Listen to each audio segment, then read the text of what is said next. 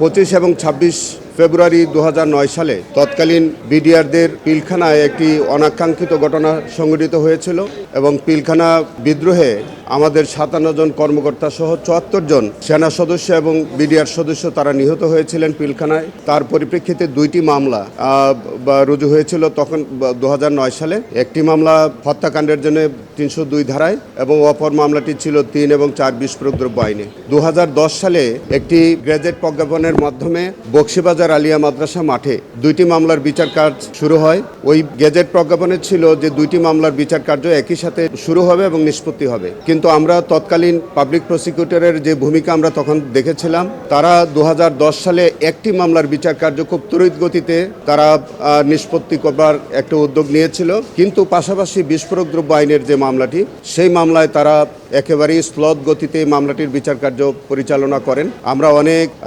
আবেদন নিবেদনের পরেও বিস্ফোরক মামলাটিতে কোনো সাক্ষ্য নেয়ার কোনো উদ্যোগ তাদের কাছ থেকে আমরা পাই নাই। 2013 সালে হত্যা মামলাটির রায় হয়, সেখানে অনেকের সাজা হয়, অনেকে খালাসপ্রাপ্ত হন, কিন্তু বিস্ফোরক দ্রব্য আইনের মামলাটি সেখানেই বিচার কার্য ওই অবস্থায় পড়ে থাকে। এবং আপনারা জানেন যে 2017 সালে সেই হত্যাকাণ্ডের বিষয়ে আমরা যে আপিল ফাইল করেছিলাম 2017 সালে মহামান্য হাইকোর্ট বিভাগে, সেটিও আবার রায় হয়। তখন পর্যন্ত সেই বিস্ফোরক দ্রব্য আইনের মামলা ওই বিচার কার্য একই অবস্থায় থাকে। 2017 সালে রায় হওয়ার পরে আমরা, আপনারা মনে আছে যে 2019 সাল বা 20 সালে যখন কোভিড শুরু হয়ে গেল, তখন আমরা রায়ের কপি প্রাপ্ত হই এবং আপিল বিভাগে সেই হত্যাকাণ্ডের বিষয়ে যেগুলি মহামান্য হাইকোর্ট বিভাগ থেকে যে রায়, যে সাজা বহাল থাকে, তার বিরুদ্ধে আপিলের একটি প্রশ্ন উঠে। আমরা কোভিড চলাকালীন সময়ে অনেক কষ্ট করে আমরা সাজাপ্রাপ্তদের পক্ষে মহামান্য সুপ্রিম কোর্টে প্রায় 40,000 পৃষ্ঠা একটা রায়ের কপি সেটি সংগ্রহ করে আমরা 226 জনের পক্ষে মহামান্য সুপ্রিম কোর্টে আমরা আপিল ফাইল করেছিলাম। সেই হত্যা মামলাটির যে সুপ্রিম কোর্টে আপিলগুলো এখন পর্যন্ত পেন্ডিং আছে, এইটি শুনানির জন্য আপিল বিভাগের কার্যতালিকায় আছে। এটি প্রতি সপ্তাহে কার্যতালিকায় আসে, কিন্তু আমরা ক্রম অনুসারে শুনানির জন্য আমরা সেটি শুনানির সুযোগ এখন পর্যন্ত পাচ্ছি না। আমরা আজকে আবার 25 ফেব্রুয়ারি সমাগত, এই সময়ে স্বাভাবিক কারণেই এই বিচার কার্য নিয়ে প্রশ্ন উঠে। আমরা আজকে আপনাদের মাধ্যমে আমি মাননীয় প্রধান বিচারপতি মহোদয়ের কাছে বিনয়ের সাথে অনুরোধ জানাতে চাই যে মামলাটি কার্যতালিকায় আছে সেটি ন্যায় বিচারের স্বার্থে দ্রুত শুনানি এবং নিষ্পত্তির জন্য আমি আকুল আবেদন জানাচ্ছি। আর পাশাপাশি যে বিস্ফোরক যে মামলাটি সেটি বিচার কার্য আবার শুরু হয়েছে। সেই বিচার কার্য শুরু হওয়ার পরে এই পর্যন্ত 285 জনের সাক্ষী হয়েছে। আপনারা জানেন যে এটার মধ্যে 1300-র উপরে সাক্ষী। তো আমরা জানি না যে এই 1300 জন সাক্ষী রাষ্ট্রপক্ষ কবে তারা শেষ করবেন এবং কতকাল এটাতে আরও লাগবে। ইতিমধ্যে 2009 সালে এই ঘটনার পর থেকে 2010 সালে বিচার কার্য শুরু হয়ে আজকে প্রায় 16-17 বছর সেটি যাচ্ছে, কিন্তু এখন পর্যন্ত বিস্ফোরক মামলাটি একই অবস্থায় বিচার কার্য চলছে ট্রায়াল কোর্টে। একটু বিষয় হচ্ছে যে আমাদের 277 জন আসামি ওই মামলায় খালাসপ্রাপ্ত ছিল, আর 256 জন আসামি তাদের 10 বছরের সাজা ছিল।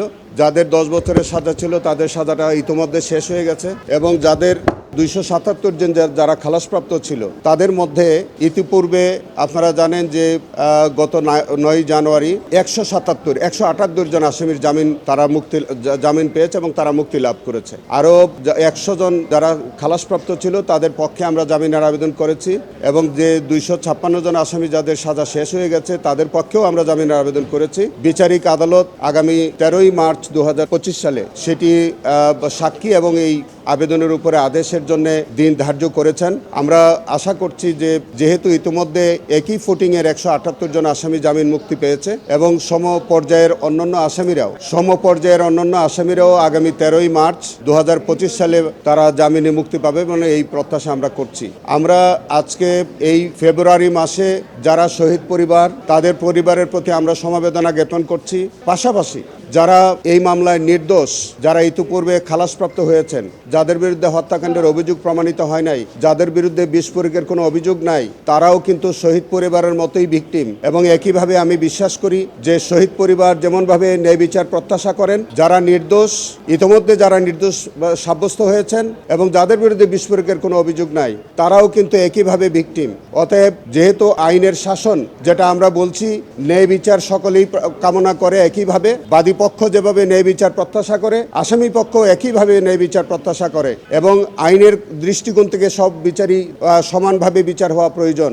সেই দৃষ্টিকোণ থেকে আমি আপনাদের মাধ্যমে আমি নিম্ন আদালতের কাছে অনুরোধ জানাবো যে বিস্ফোরক মামলাটি দ্রুত নিষ্পত্তি হোক, যারা ইতিমধ্যে যাদের বিরুদ্ধে কোনো অভিযোগ নাই তাদেরকে জামিনে ছেড়ে দেওয়া হোক এবং উচ্চ আদালতে মাননীয় প্রধান বিচারপতি মহোদয়ের কাছে আমাদের আবেদন, যে মামলাটি আজকে 16 বছর যাবৎ এখনো বিচারের অপেক্ষায় আছে, যেটি অ্যাপিল ডিভিশনে পেন্ডিং আছে, শুনানির জন্য কার্যতালিকায় আছে, সেটি একটি বিশেষ বেঞ্চ গঠন করে আমাদের এই মামলাটি যাতে দ্রুত নিষ্পত্তি হয় সেইটি বিচারের ব্যবস্থা করার জন্য নিবেদন জানাচ্ছি। কারণ এতে করে যারা ভিকটিম পরিবার এবং যারা নির্দোষ মানুষ, যারা বিচারে হয়তো একসময় নির্দোষ প্রমাণিত হবেন, এই সব বিবেচনা করে দ্রুত বিচার, এটা মানুষের একটি মৌলিক অধিকার।